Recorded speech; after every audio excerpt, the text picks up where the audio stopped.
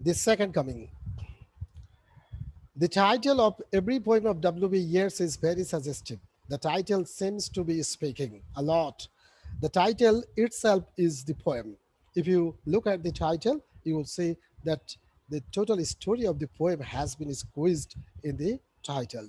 Giving a good title to a writing is very difficult. Very few writers have been able to give good titles to their writings. W.B. Yeats is one of those writers who succeeded in giving successful titles to their writings. You will read the title of every poem of W.B. Yeats and you will see that the title is really talking. It's a kind of a speaking picture that speaks a lot. In fact, indirectly, it gives us the story of the poem. The second coming. This title is also very suggestive and it seems to have an enormous meaning in it. The second coming. That means something is coming for the second time. This poem was written in 1919, 1 year after the end of the First World War. You know, the First World War began in 1914 and ended in 1918. In 1919, 1 year after the end of the First World War, W.B. Yeats wrote this poem. In this poem, W.B. Yeats has given his theory of history and civilization. W.B. Yeats had his own theory of history and civilization. W.B. Yeats believed that a civilization lasts for 2000 years. He believed that a civilization lasts for 2000 years. It begins, then it grows, and finally it dies. From the birth to its death, it takes 2000 years. After every 2000 years, a new civilization begins. Again, that civilization will last for 2000 years, another new civilization will begin. When a civilization begins, it begins in a small beginning. It begins in a small beginning. Then it starts rotating, moving. And when it is moving, the circumference is widening and widening and widening and widening. And suddenly one day, it comes to an end when it completes its cycle of 2000 years. This is how a civilization begins and it starts growing and finally it comes to an end. The Hellenic civilization that was born with the birth of Helen uh, lasted for 2000 years. Then after the end of the uh, that civilization lasted for 2000 years and it came to an end, and with the birth of Jesus Christ the Christian civilization began. And again, look, the Christian civilization was completing its a course of 2000 years. W.B. Yeats, I have already said that he believed that a civilization lasts for 2000 years. So Christian civilization began with the birth of Jesus Christ. And now when the W.B. Yeats was writing this poem, it was the year 1919. It was almost completing the course of 2000 years. It was 1919. Only 81 years were needed to be 2000 years. It seemed to W.B. Yeats that the present civilization was coming to an end, a new civilization is going to begin. So that is what W.B. Yeats has suggested in this poem and has also suggested in the title of the poem saying that something is coming for the second time. Why did W.B. Yeats think that the second coming is going to happen? The second coming is going to happen. Something happened in this time that was making W.B. Yeats feel that mm, the second coming is going to happen. Look, the First World War happened. The First World War was very cataclysmic and very catastrophic. It killed millions of people across the world. It seemed to W.B. Yeats that the whole world was floating on the blood of human beings. The First World War caused millions of people across the world. Almost all the countries of the world were got involved in the First World War, and it was killing people. What was happening in the First World War? It was destructive, catastrophic, catalytic, killing people. demolishing establishments. It seemed to people that uh, something disastrous is happening. A kind of resurrection is happening here. It seemed to W.B. Yeats that the whole world is now playing a game with the blood of human beings. And the condition of Ireland was much uh, worse than the condition of other parts of the world, because Ireland was fighting for its independence. So the when other countries were getting involved in the First World War, uh, the problem of Ireland was twofold or manifold, because the people of Ireland at that time were fighting for its independence. The people of Ireland were killed by the British military. At the same time, we see that the Irish people have been divided into two groups: the upper class people and the lower class people, the aristocratic people and the proletariat, lower class people. The lower class people are thinking of the independence of this country, but the upper class people do not think of the independence of the country. They are thinking that they do not need to have independence. Indirectly, remaining silent, they are supporting the British and are going against the national sentiment of the Irish people. So it was also creating a kind of problem inside the country. And due to the silence of the aristocratic people and due to their silent support to the British, uh, the civil war broke out in Ireland. We saw, W.B. Yeats saw, in 1916, the Star Rebellion happened in Ireland that also killed thousands of people in the country. W.B. Yeats was horrified by what was happening in his own country. The people of his country are killing the people of his own country. It was completely unacceptable to W.B. Yeats. How can it be accepted that the people of my country are killing the people of my country? These people have been divided into two groups. One group is killing another group, when we all should be united and work for the independence of this country and go against Britain, and we should try to have independence from Britain. We say that our people have been divided into two groups, one group killing another group, one group causing or shedding the blood of another group. Brother is killing brother. It was very shocking to W.B. Yeats. So when the whole world was floating on the blood of human beings, Ireland was also floating uh, on the blood of human beings. Ireland was floating on the blood of the Irish people. Ireland was floating on the blood of Irish people. It, so W.B. Yeats was a poet having a very sensitive mind. He was feeling shocked.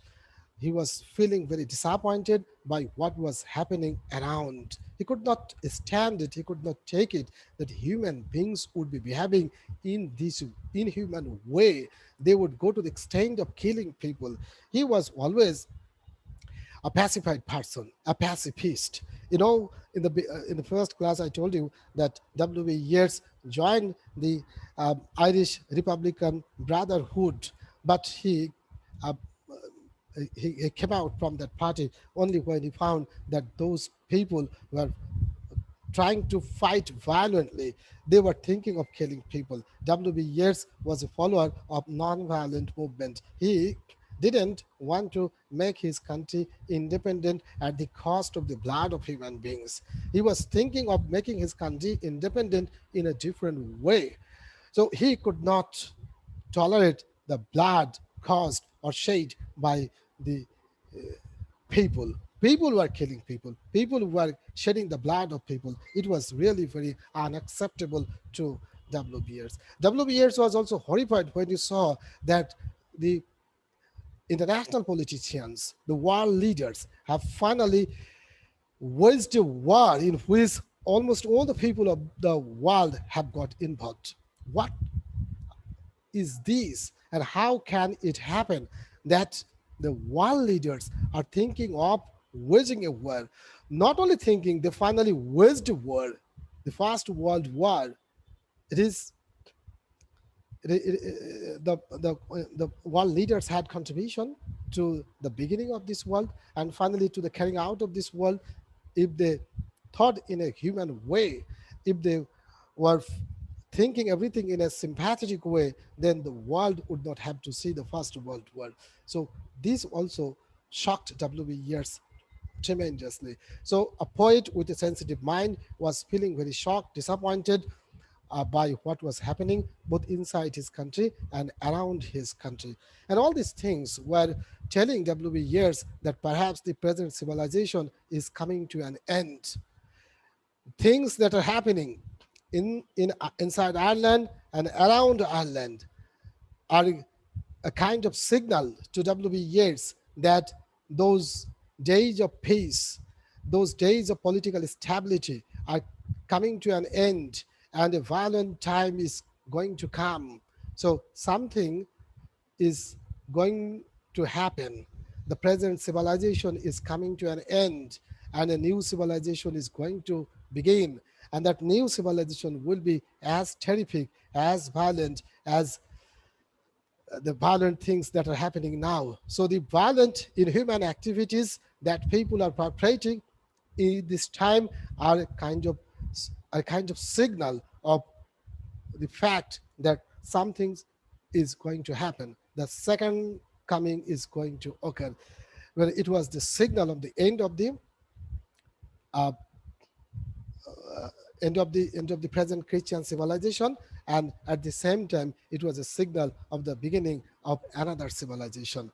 This is how W.B. Yeats has reflected his idea of history and civilization in this poem. Look at the lines turning and turning in a widening gyre. I told you in the first class that W.B. Yeats was an artist and he could draw pictures with words. He was writing poems, but in his poems, he was drawing pictures. Very few authors have this quality of drawing pictures in writing. With the words, he would draw pictures. When you will read the lines, a kind of picture of the thing that has been narrated in the lines will be formed in your mind. You will feel that you can see the picture of the thing that has been narrated in the lines. Perhaps one day I told you the name of Nirod Chandra Chaudhary, a writer from Kishoreganj, a world famous author. His book, The Autobiography of an Unknown Indian. If you can, you will read the book and you will see that he has drawn pictures in his lines, in his writings. He has narrated an event in his writing, and when we read the lines, the picture of the thing that has been narrated is formed in our imagination, in our mind. We see how these women are carrying water from the river. They're facing water in jars from the river. We see how these women are walking through the mango orchards, the bamboo orchard. We see how red ants are climbing up the mango tree during the rainy season. We see how during the rainy season, frogs are sitting with their heads up the water, how fishermen are catching fish, all these things, beauties of Bangladesh. We see how small boys are jumping into the water, they are dipping, diving, they are swimming until their eyes are getting red in rural areas. So a picture of almost every activity of the people of India of that time has been drawn in that book. In the same way, when we read W.B. Yeats' poetry, we see in the lines a kind of picture of the thing that has been narrated in the lines is formed in our imagination. You see, turning and turning in a widening jet, turning and turning in a widening jet, turning and turning in a widening jet. That means that new civilization is beginning. It has begun in a small beginning, then it is turning and turning in a widening jet. The beginning of the civilization has been compared to the movement of a jar or a cone that moves in a spiral way. It moves in a spiral way. Look at a coil that you buy to drive a mosquito. It begins in a small beginning, then it moves around. It is spiraling, and when it is spiraling, it is widening. In the same way, as civilization begins in a small beginning, and it starts moving, widening. So turning and turning in the widening jar, the falcon cannot hear the falconer. This line is very important. The falcon cannot hear the falconer. The falcon cannot hear the falconer. Who is falcon and who is falconer? Think in this way that the falcon cannot hear the falconer. Human beings cannot hear God. God has created human beings. God has told us to walk this way, but we are walking this way. We are not walking the path shown by Jesus Christ or shown by God, but we are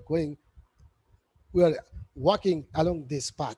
So we do not hear the call of God. God has created us, but today it seems that God has failed to establish control over the movement of the creatures that God has created. Are you going to mosque and church? Are you going to temples? Are you following the path that God has told us to follow? We are not doing that. We are taking bribes. We are cheating people. We are even cheating with God. So the falcon cannot hear the falconer. Things fall apart. And when it happens, every line is connected to every line. It's a wonderful poem. All lines are connected to one another very deeply. Things fall apart. When the falcon cannot hear the falconer, things fall apart. The center cannot hold. What things fall apart? Things. Things that are the threads of a society. Things like, it's not things, do not mean buildings or establishment. Things are like religion, culture, relationship, social values, human values, cultural values that actually form our society, that keep us united together. We all people of a society are connected to one another. We are united because there are some threads in our culture that connect us together and keep us united, keep us tied to one another. What are these things? It is religion, it is our culture, it is our social values, human values, which are the different threads of a society. As long as the society threads are connected to one another, the society will have a kind of stability.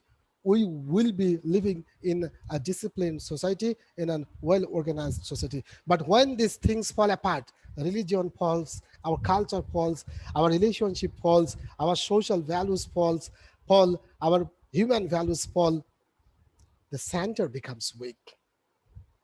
The center becomes weak. If one of the threads is getting loose, then the center will become weak. All these things are very much like the pillars of a society. All these pillars are supporting the roof.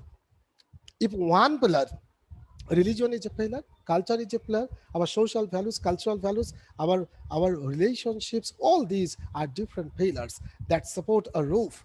If one pillar is falling down, then everything will fall down. The things fall apart, and the center cannot hold. When the things fall apart, the center cannot hold. And when the center cannot hold and things fall apart, mere anarchy is loosed upon the world. At the time, you'll see only anarchy, anarchy, and anarchy. Anarchy is loosed upon the world. When people are not guided by religion, people are not guided by their human values, social values, cultural values. When culture has fallen, religion has fallen, you will see only anarchy, anarchy, and anarchy loosed upon the world. The blood dim tide is loosed. You will find the blood dim tide loosed upon the world. People are killing people. People are shedding the blood of other people. People are cheating with other people. This is what you will see happening in the society. So when things fall apart, the center cannot hold.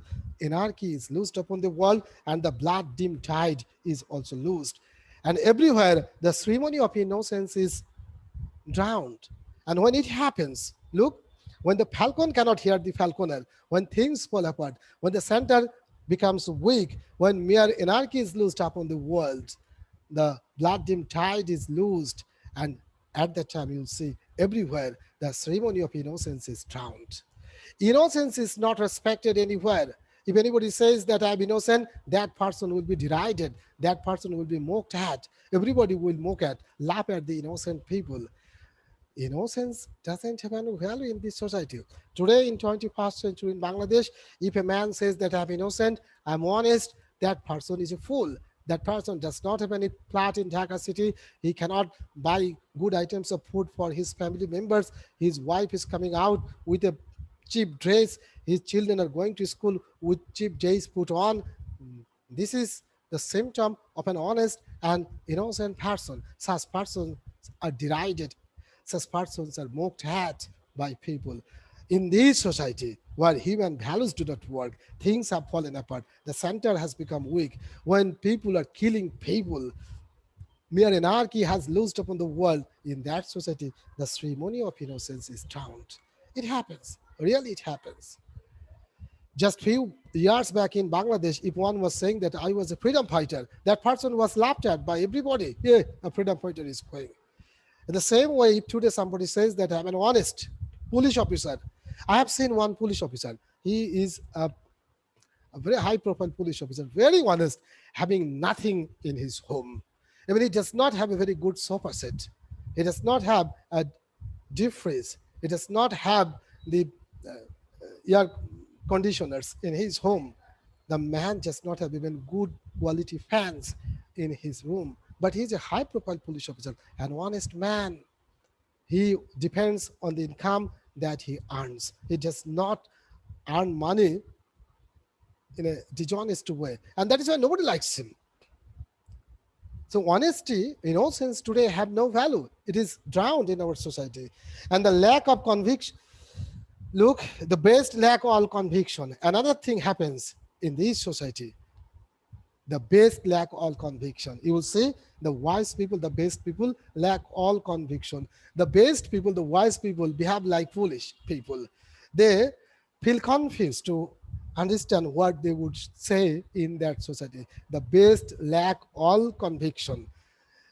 When they should give directions to the people of the society, they should uh, give suggestions to the people of the society that in this time people should do these things. But we see at the time the base lack all conviction. They cannot understand what they should say, what they should do in that society.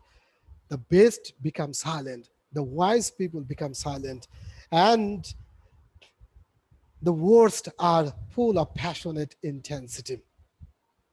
In this society, the worst become full of passionate intensity. Thieves, unscrupulous people, dishonest people become full of passionate intensity. They dance before our eyes as if they are all guardians of our society. What they say is a law. What they say is what we have to abide by. What they say is inevitable in our society. What they are doing, we have to respect. The full or the worst are full of passionate intensity. Yes, it happens. Look at all countries, even look at our society, you will see that the best lack all conviction and the worst are full of passionate intensity. The man who has earned money in an unscrupulous way, dishonest way, is the head of the village, is the head of the community. What he says is is carried out by other people. He he is all in all. He's the head of society. He's the head of the community. He's our leader. We have to respect him. And they are deciding our fate. They are deciding everything. And they move in a way that they understand much more than we do. You are an educated man having no money in your pocket. No, you will not find a wiser fool than you are in the society. Okay, you are the wisest fool if you don't have money in your pocket. You are an educated man, that's why people will call you a wise fool.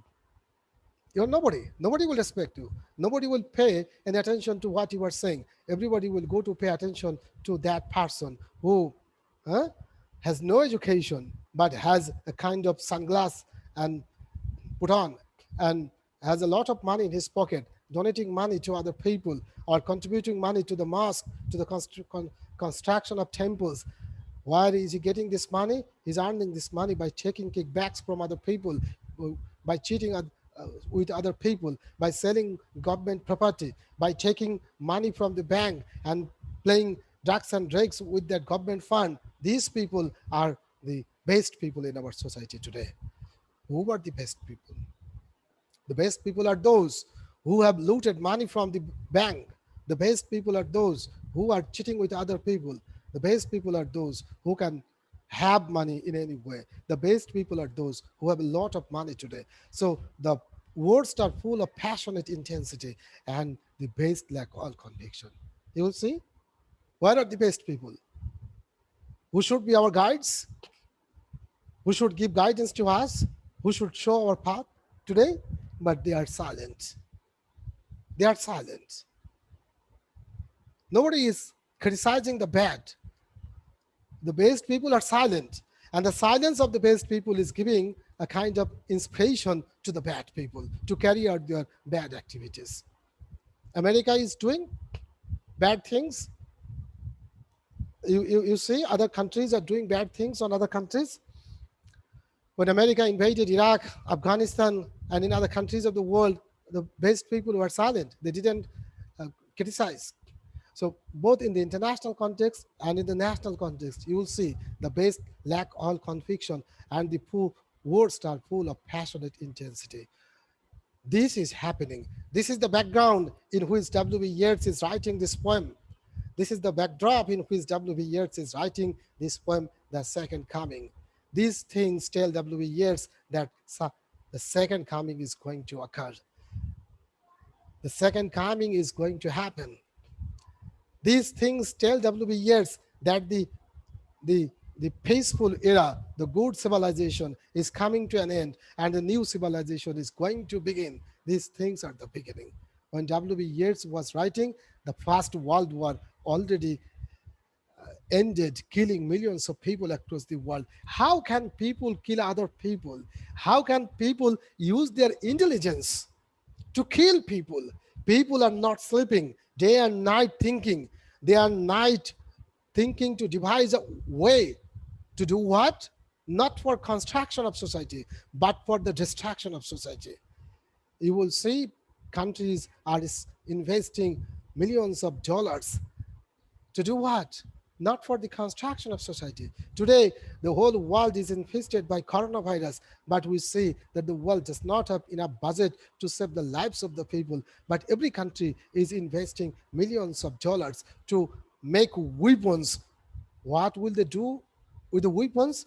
Will they kill the virus like coronavirus with the weapons? No, they will kill people. This was very shocking and disappointing to W.B. Yeats. The people are using their intelligence, people are using their wisdom, people are not sleeping. Day and night, they're working to devise ways to do what? Ways to kill people successfully. Ways to kill people successfully. Their success is determined by how many people they have killed. The success of America, the success of Germany, the success of Britain is now determined, is measured by the fact that how many people they have killed. If you have killed people successfully, then you are successful people. So the success, the yardstick of success has become like this today. So all these things, this behavior, irrational, although the international politicians, the world leaders were calling it rational, but W.B. Yeats was calling it irrational. These irrational thoughts of the of the 20th century leaders, world leaders, were telling W.B. Yeats that uh, civilization has come to an end and a new civilization is going to begin. So the second coming is going to happen. W.B. says, surely some revelation has had attend. Look at the poem. Look at the first stanza, and the first stanza is giving us the background huh, of why W.B. Yeats is thinking that the second coming is going to happen. The second coming is going to occur. The first stanza is presenting before us a complete picture of the devastation, of the catastrophe, of of the destruction that were happening, not happening, that are caused by people, by the world leaders at the time. It's a it's a clear, it's a very transparent picture of the devastation, of the catastrophe, of the destruction caused by the 20th century leaders across the world. Humanity is against humanity. So that picture, that can you imagine the picture of the time when the First World War was happening, when the First World War was going on? Will you think that at the time people were living peaceful life? W.B. Yeats was visualizing that picture of the time of the First World War. And he was also thinking of the intelligence, of the wisdom of the 20th century leaders who calculated everything very rationally and finally thought of waging a war that would kill millions of people across the world. Didn't they think that so many people would be killed? Why are they killing people? To establish their authority? They're killing people to show their power. They're killing people to establish their authority. What was the logic? What was the rational sense behind killing people? Killing people cannot be the result of rationality. It cannot be a rational activity, a logical activity that the world leaders did in the beginning of the 20th century. W.B. Yeats feels that. So all these things tell W.B. Yeats that some revelation is at hand. Some revelation is at hand. Surely the second coming is at hand. Look, W.B. Yeats is saying, surely the second coming is at hand. The phrase second coming tells us that something came for the first time. Second coming, if we say that it is coming for the second time, then it came the first time, something came the first time, and that thing is again coming for the second time. Yes, it came for the first time. It came the first time. Jesus Christ, the Christian civilization that began with the birth of Jesus Christ. The coming or the birth of Jesus Christ was his first coming. Again, a similar figure like Jesus Christ is going to be born. That is the coming, second coming of that figure who looks like a human being but having a terrific body. Okay, that is what W.B. Yeats is saying. Surely the second coming is at hand. The second coming. Look at the phrase, the second coming. There's a sign of exclamation. W.B. Yeats is heaving a long breath when he's uttering the phrase, the second coming. And hardly are those words out when a vast image out of his preacher's Monday troubles my sight. W.B. Yeats, look at the first person narrative. W.B. Yeats is speaking here in first person. And hardly are the words out of his mouth. Are the words, which words? The second coming. These three words. Hardly are these three words, the second coming, out of his mouth. W.B. Yeats visualizes a picture coming out of his spiritus Monday, and that picture is troubling his eyesight. Hardly are those words out when a vast image out of his spiritus Monday. Spiritus Monday is W.B. Yeats' personal stock of images. W.B. Yeats did not use traditional images in his poetry. You know, there are some traditional images that almost every poet uses. These are the images of these things. Everybody knows that. But W.B. Yeats was a poet. W.B. Yeats was an artist. He didn't use traditional, conventional, common images in his poetry. Rather, he used non that means unconventional, untraditional, uncommon images in his poetry. And his personal stock of images is called Spiritus Mandi. And hardly are the words, the second coming, are out of the mind, out of the mouth of W.B. Yeats. A vast image is coming out of his spiritus Mandi, and that image is troubling his eyesight. Oh my God, what is this? It's a terrible image that is coming out of the spiritus Mandi. W.B. Yeats is feeling terrified, horrified. He's feeling scared of what he sees coming out of this spiritus Mandi. What is this that is coming out of my imagination? This spiritus Mandi is actually the stock of his imagination. What is this image that is coming out of my imagination? W.B. Yeats didn't imagine that such kind of grotesque figure would come to him, would come out of the spiritus Mandi to signal something. W.B. Yeats is feeling horrified. What is this? Look at vast sight. A vast image out of his spiritus Mandi troubles my height. Somewhere in sands of the desert, a shape with lion body and the head of a man. Look, somewhere in sands of the desert, W.B. Yeats with the eyes of his mind sees that shape far away in the desert, somewhere in the desert, somewhere in the distant desert, W.B. Yeats sees an image with the eyes of his mind. If you use your physical eyes, the two biological eyes that you have are very limited.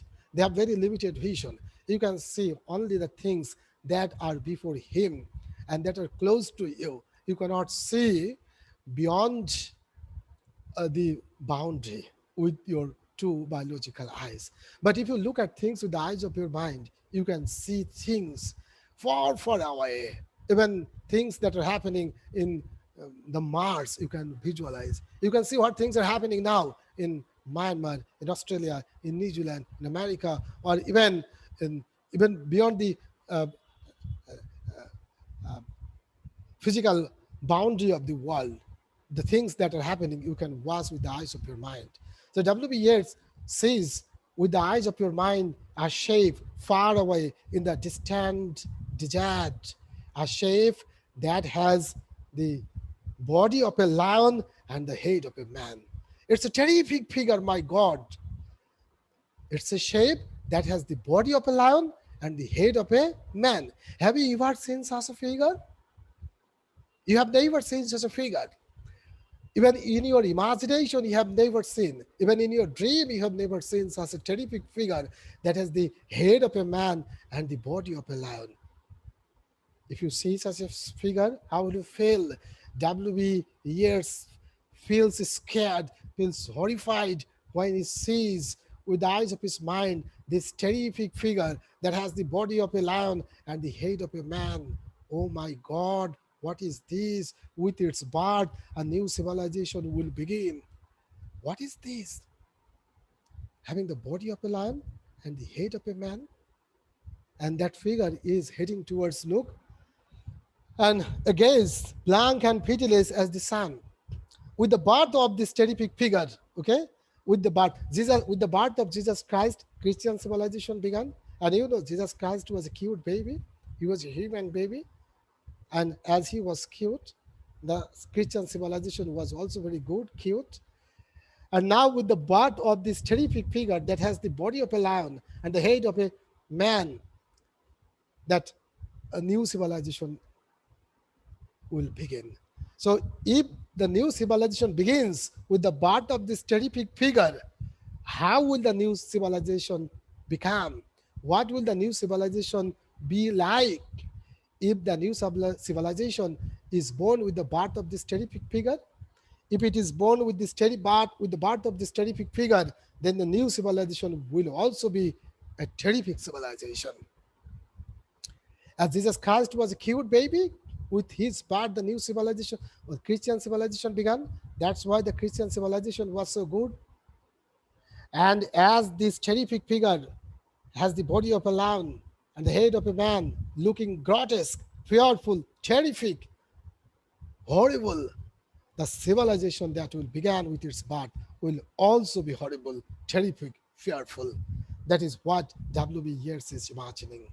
And a blank gaze, look, a gaze blank and pitiless at the sun, as the sun. And in this, in the eyes of this shape, terrific shape that has the body of a lion and the head of a man, eh, look, there is no sympathy, no compassion, no love. Blank gaze, it has a gaze, it has a kind of look, blank. The eyes are completely blank. There is no, there is no love, sympathy, compassion in the eyes of the his figure. Looking at the eyes of a person, you can understand sometimes that the person is a good person. Okay, but the eyes of this shape are so terrific, so blank, that W. Yeats does not find any sign of love, compassion, sympathy, any feeling, and pitiless as the sun. And the eyes or the gaze of this shape is as pitiless as the sun. As the sun is pitiless, it does not seem to have any pity, any love and compassion, any sympathy for anybody. It does not seem to have any common sense to understand when it should shine brightly and when it should not. When the Rohingyas were sitting in the open field without any shelter over their head. Eh? The sun was shining very hotly over their head. The little boys were getting burnt. The sun could and should not shine that day in that way. It should have understood that today these people are suffering, and if I shine very hotly, these people will suffer more. So the sun is very pitiless. In the same way, the case of this shape is very pitiless, and is moving its slow thighs while all but it real shadows of the indignant desert birds and the bird and the bird sorry the figure is so terrific. This figure having the body of a lion and the head of a man is so grotesque, so fearful, so terrific that even the indignant birds are reeling around it, If you are from a village, you will say that when you are irrigating the paddy field or the wheat field, when a snake comes out from a hole, comes out uh, from under the ground. Okay, you will see birds are reeling around it. That means something terrific is here, and the birds are feeling frightened and are reeling around it. It happens. It's a common saying in the rural areas. You will see. So indignant birds, the birds which are indignant are reeling around this shape because the birds are terribly frightened. The birds are also very scared of this terrific shape that has the body of a lion and the head of a man. And that's why the birds are reeling around it. So terrific a thing it is that is gradually moving its thighs towards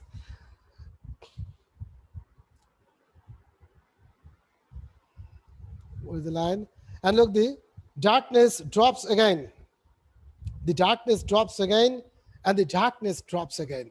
And when it is walking towards Bethlehem. Okay, when it is walking towards Bethlehem, W.B. Yeats feels that again the darkness is descending on the earth. Darkness, a kind of darkness, a spiritual darkness, a kind of cultural darkness is coming down on the earth. Again, people will be covered in a kind of darkness where people will not be see what is the right and what is the wrong, what they should do and what they should not do. People will have to suffer again for another 2000 years if with its birth that civilization is born. Yes, really a kind of darkness came down. If it was not darkness, how can people kill other people?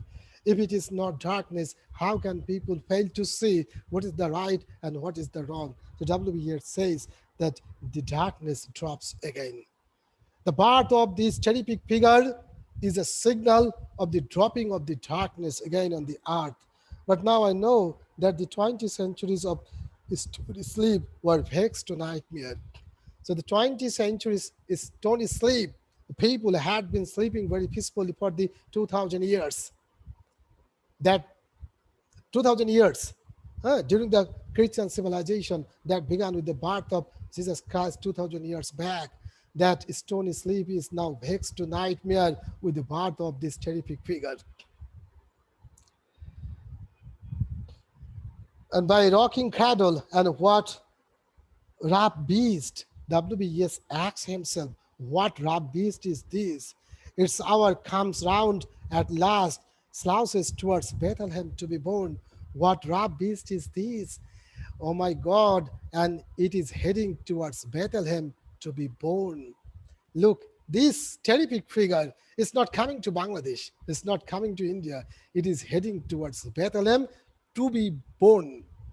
Jesus Christ was born in Bethlehem. And with the birth of Jesus Christ, that Christian civilization began.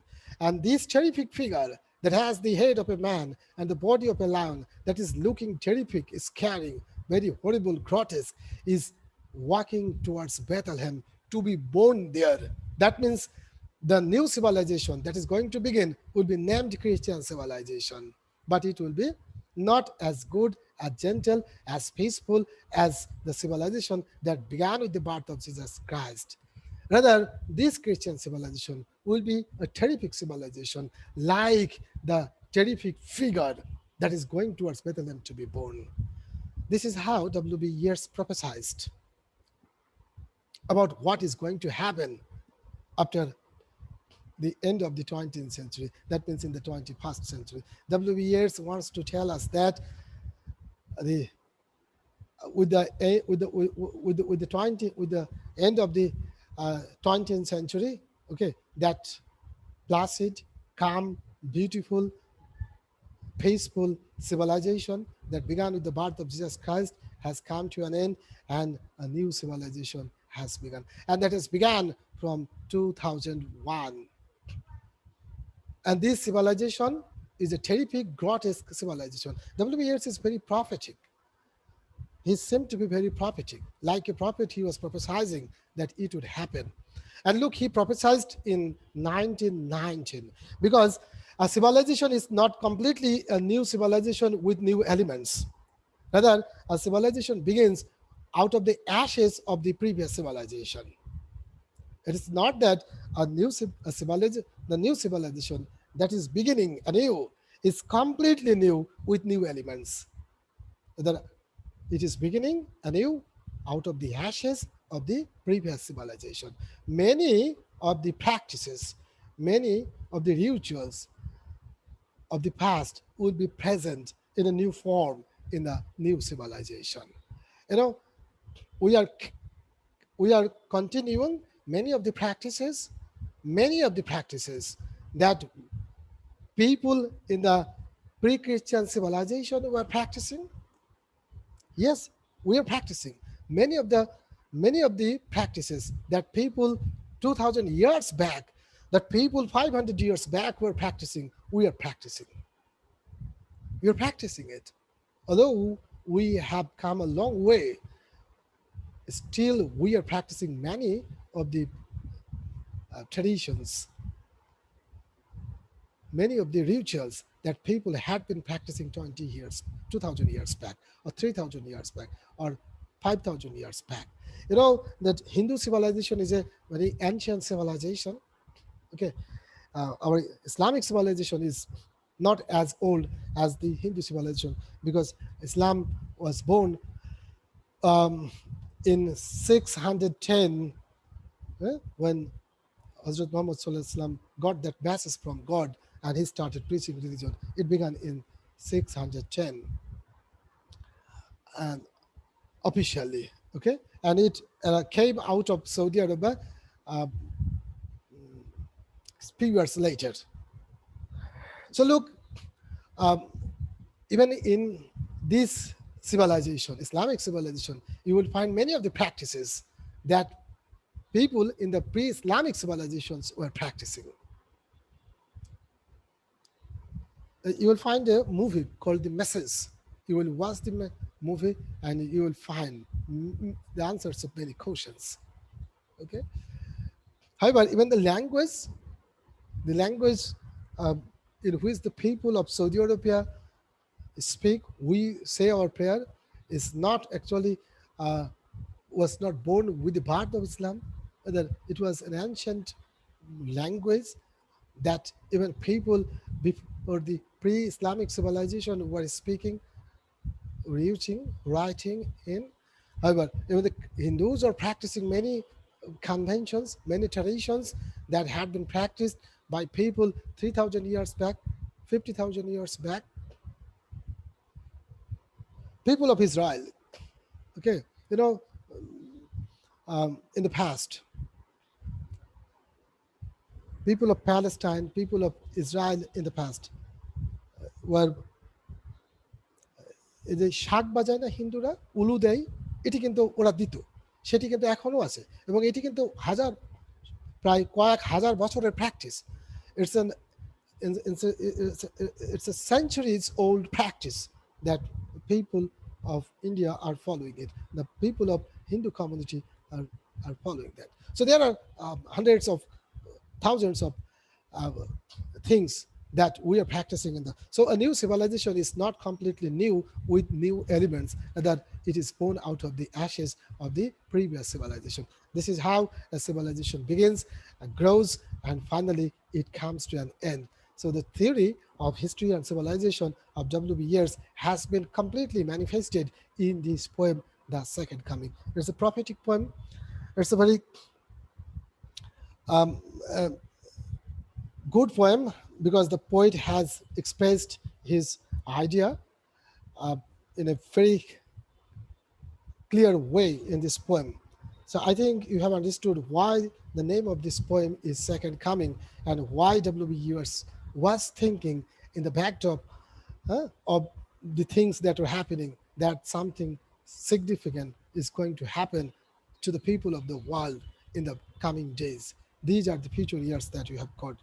So this is Second Coming. We are moving to